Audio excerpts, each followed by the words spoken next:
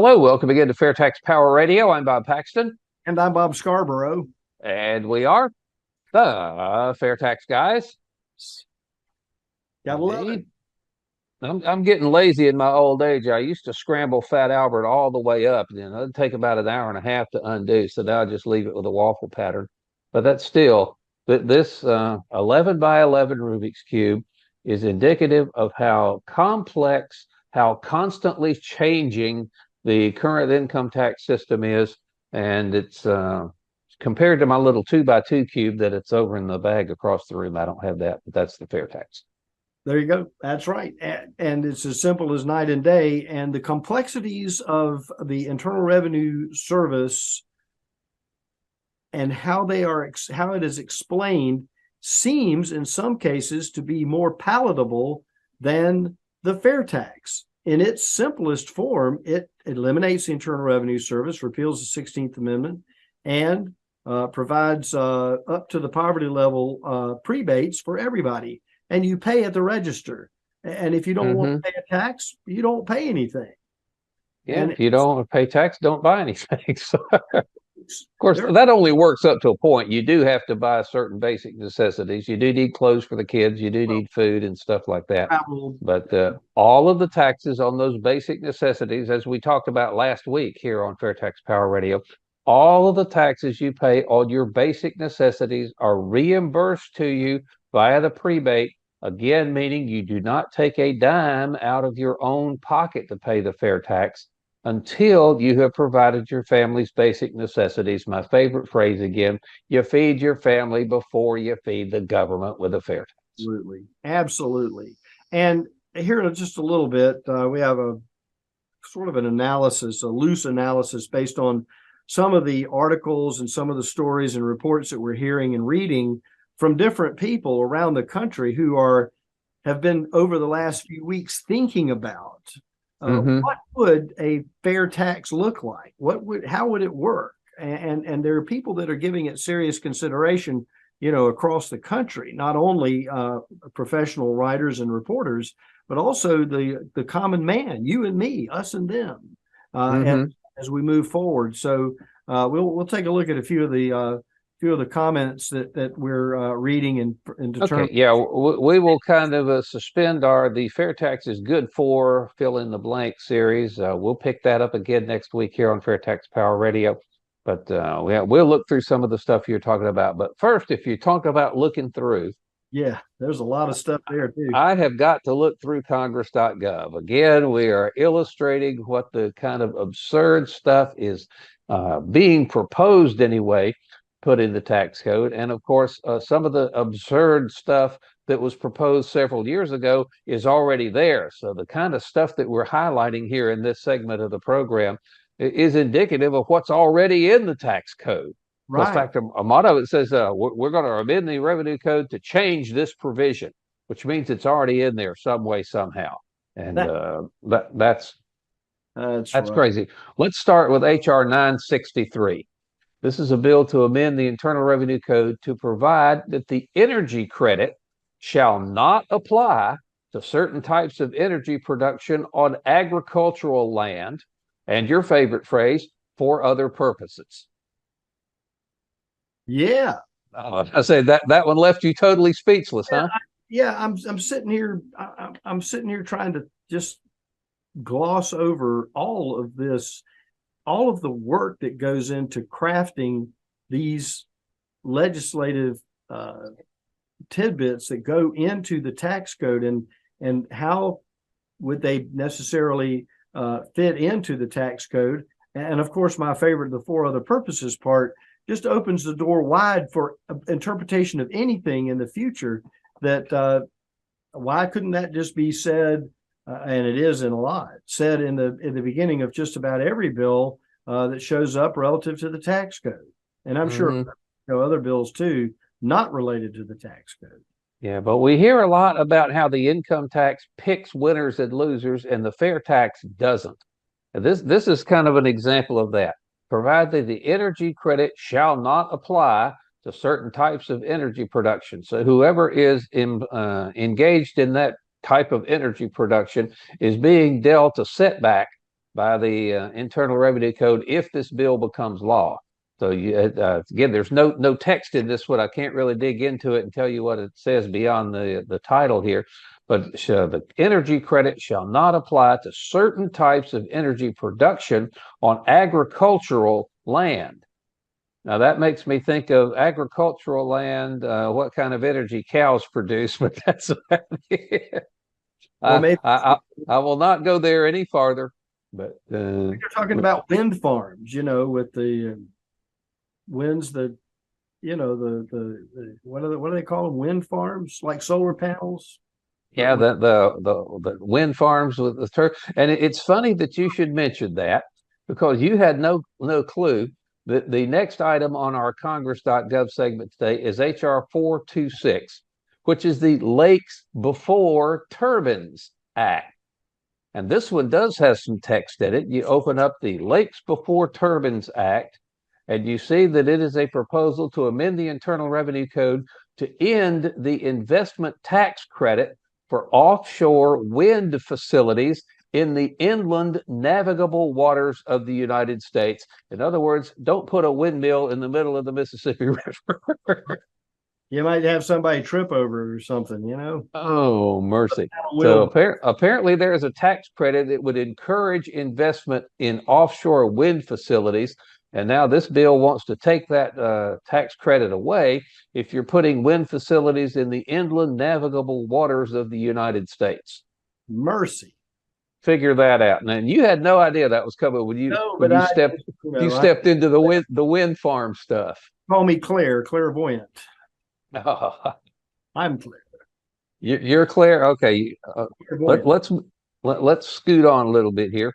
This will be the this is a good one too. HR 515, the Protecting American Savers and Retirees Act. Protecting American Savers and Retirees Act is the name of this one. This one also has some text in it. And you open that up and it says to amend the Internal Revenue Code to repeal the excise tax on the repurchase of corporate stock. Now, I'm not sure how they translate that into, that is a Protecting American Savers and Retirees Act. But isn't it amazing how the names of some of these bills have absolutely nothing to do with what they actually do? Right. But this is to amend the Internal Revenue Code of 1986, again, to repeal the excise tax on the repurchase of corporate stock. And you want to hear something really cool? I ran into this while I was researching this. There is another bill, and it's a little bit farther down the list. There it is. This is S413. This says a bill to amend the Internal Revenue Code to increase the rate of the excise tax on the repurchase of corporate stock. So you've got one bill trying to increase the tax on it, another bill trying to eliminate the tax on it. Obviously, you can tell that came from different sides of the aisle. But isn't that interesting, the tug of war that's being played in the tax code? Oh, yeah. And a lot of the tax things that are going into the tax code are just lay there. They don't really go anywhere. They just clutter up the document room, I guess, with what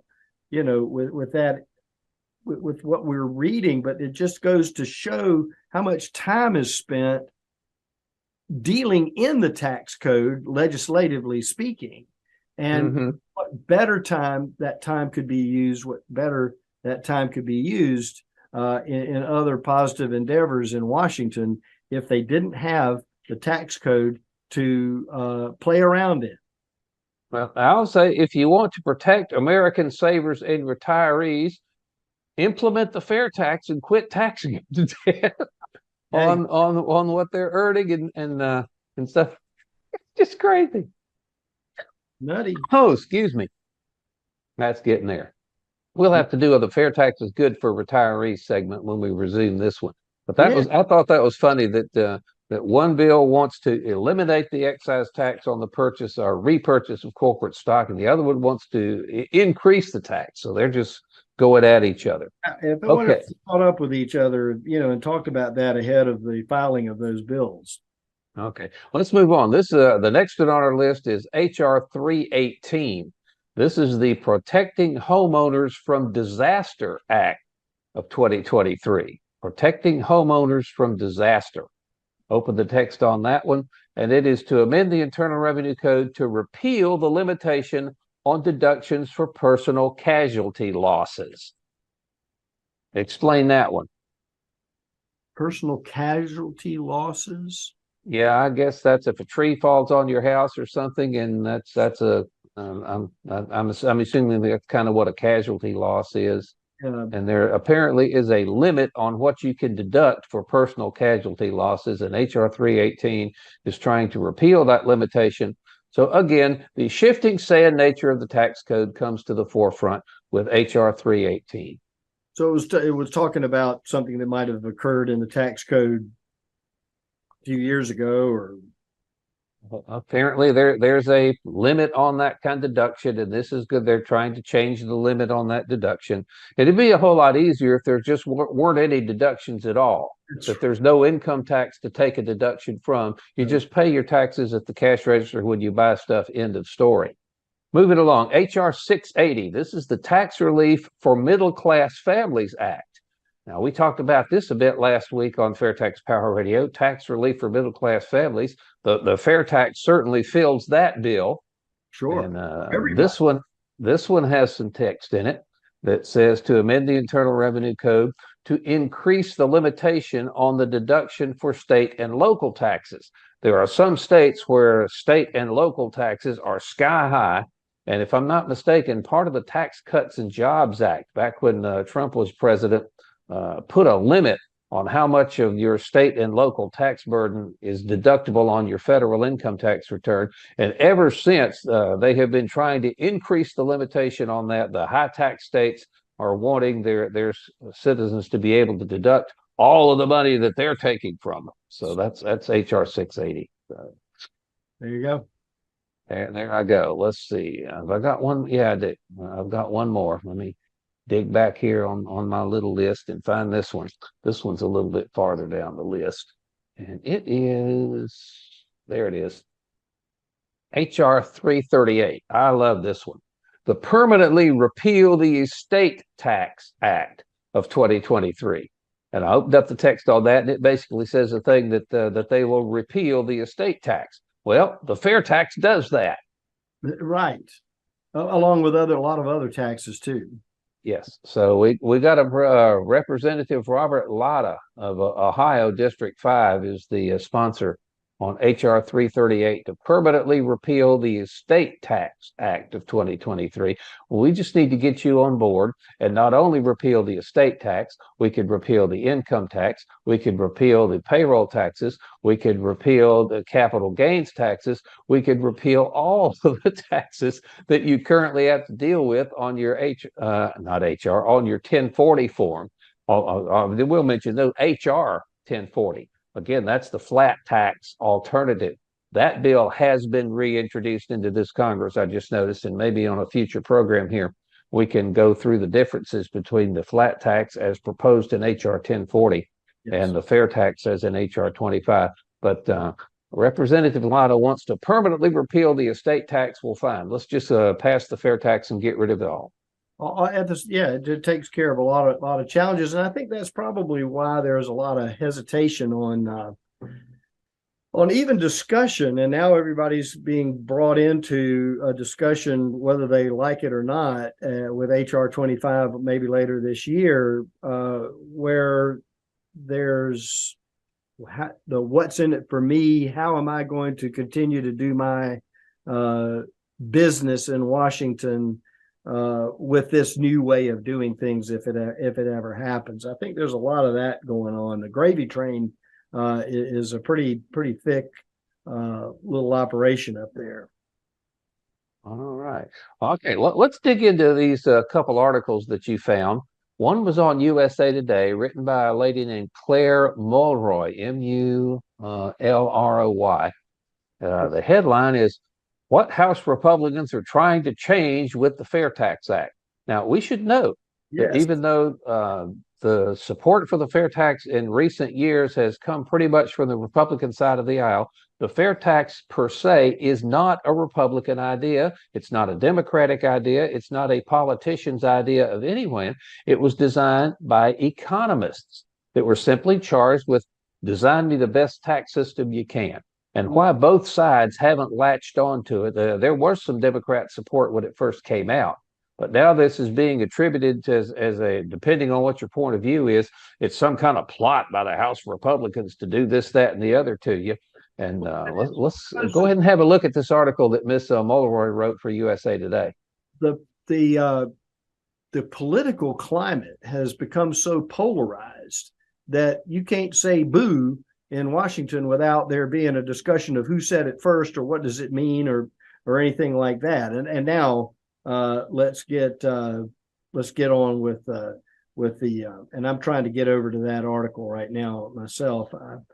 I'm trying to get to your email address, which I know is where I sent all of that not too long ago.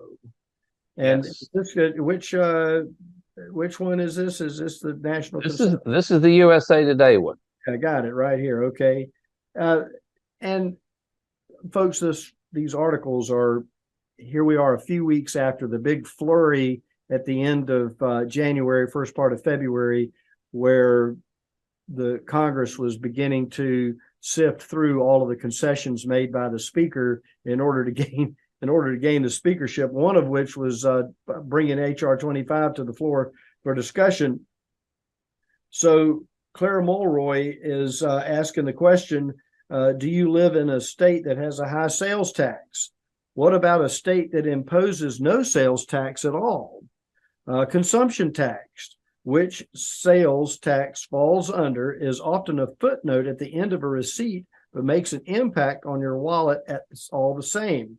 So then she talks about tax season and the fact that everybody's sort of focused in on if you're a W-2 employee and you don't have a whole lot of other forms to fill out, you're already at the point of maybe putting your return in the mail or sending it off to the Internal Revenue Service. The challenge is getting clarity on what the fair tax is. Yes, it's a tax on consumption. It does a number of other key things, including getting rid of the Internal Revenue Service and eventually something the media won't tell you much about. Right. Because again, just the headlines, and they're hoping and betting that you won't go any deeper. But here we are, a number of weeks after the end of January. We're almost 30 days away from when a lot of media attention was given to the fair tax. And just like the regular news cycle, you go in there and here comes the information 24/7, and then it drops off. So right now, the question that is asked in this article at USA Today, does the U.S. have a national consumption tax? No, the U.S. does not currently have a national consumption tax. Other countries do, including Japan, or their value-added tax all over Europe, which this is not. We're talking about replacing the income tax with a tax on consumption.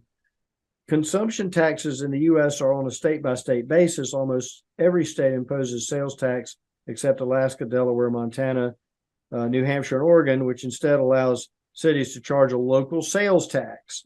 California boasts the country's highest state sales tax rate at 7.25%. Well, here we go, because this article in the USA Today correctly identifies a 23% federal sales tax as what the fair tax would be replacing. Again, that's the 23% inclusive rate.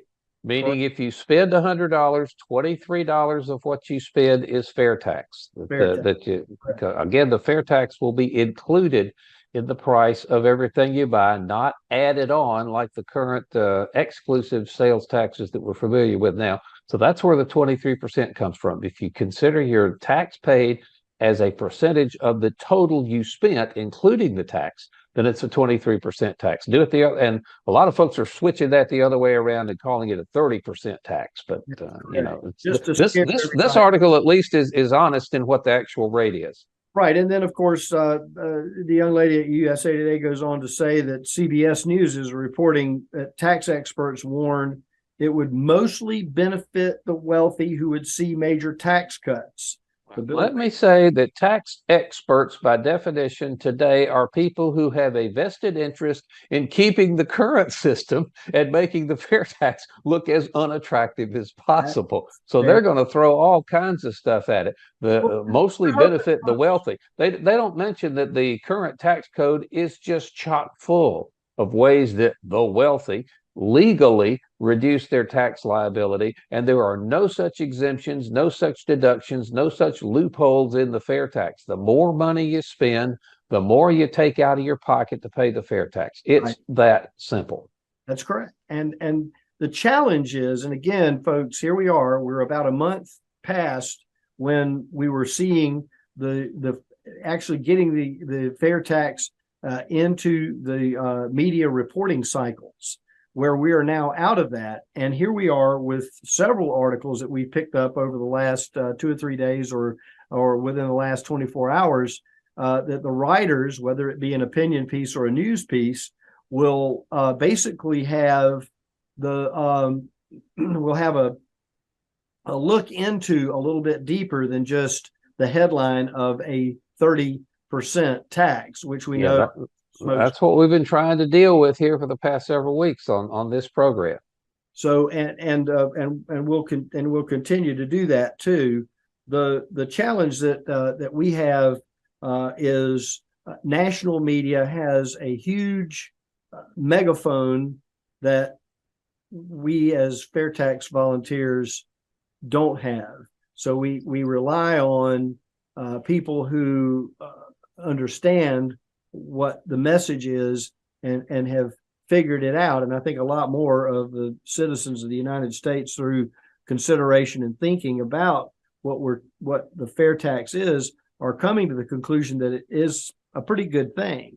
And we know that somewhere off in the future, Congress is going to be debating HR 25 on the floor. We are praying that Speaker McCarthy will, hold his word and let the bill come to the floor.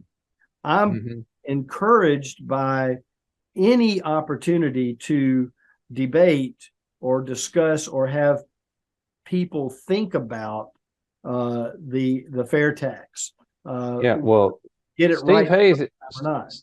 Steve Hayes, in his chairman's report that he writes weekly, that's published at fairtax.org, has mentioned for the past several weeks that we've got the chance now to put the House on record. Every member of Congress is going to have to stand up and declare whether they want to keep the IRS or whether they want to get rid of it. Do they want to let you bring home your entire paycheck, or do they want to let the government keep taking a big chunk of it away from you before you even see it? There's all kinds of things that these members of Congress are going to have to make a stand on. And I've heard predictions, and it could very well be that I think it's 212 of them, however many Democrats there are in the House, are still going to unite as a block, and every last one of them is going to oppose the fair tax. And I hope every last one of them has to come home to their constituents and explain what they love so much about the income tax and why they want to keep the IRS a part of people's lives. And that's why it's important for us, for those of you who are watching, listening to our program, who can get engaged with your neighbors and begin to propel a conversation along at your coffee table, at your house, at your workplace, in the neighborhood, in your city. Write a letter to the editor, get involved in discussions that may take place on a local radio program that you might be able to call into and talk about any topic of interest, and begin to move that needle of communication.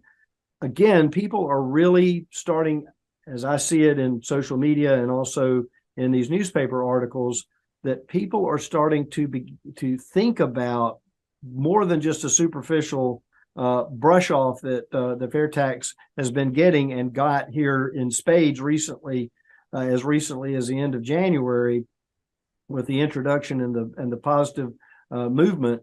That they're probably hoping that it's going to go away, and by the end of summer we won't really think about it much anymore. But we know that's not going to happen. So your involvement, those of you who watch and listen to the program here, is key to continuing to create those impressions.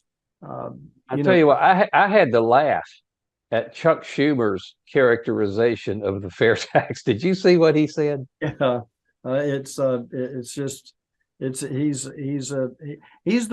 soundbite guy. Yeah, and there are a lot of politicians. That's political rhetoric for sure. His quote was, "This plan is a real doozy." I said, yeah, it is. It lets you keep your whole paycheck. It lets you get a tax refund every month. It means you no longer have to fill out tax returns. And he says he's quoted as saying it cannot be understated how devastating this would be to just about every family. What is so devastating about bringing home your whole paycheck? What is so devastating about getting a tax refund every month? I mean, he is just, I mean, you got to consider the source. That's just political rhetoric. It has no basis in truth whatsoever. But Bob, it's both sides. It's the uniparty. I heard somebody use that term the other day, and I thought, man, that's pretty good. The uniparty. But you also have the bureaucracy that's ingrained in Washington that basically runs the show. And our elected representatives, are keeping all of the rulemaking at arm's length, and so they kind of like that situation because they get to go up there and have dinners and see shows and go on and on and on about how much fun they're having in Washington, and if it's a year before an election year, they're fundraising. If it's the year after the election, they're making legislative moves and they're still fundraising. And they're still fundraising.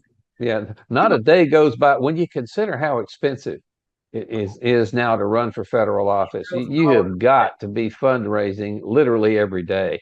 I heard it was $14,000 a day is the average amount that you have to pick up on. In that deal. It's absolutely insane. That's why lobbyists rule the town up there in DC. But oh well. I tell you what, we are running short of time here on FAIRtax Power Radio.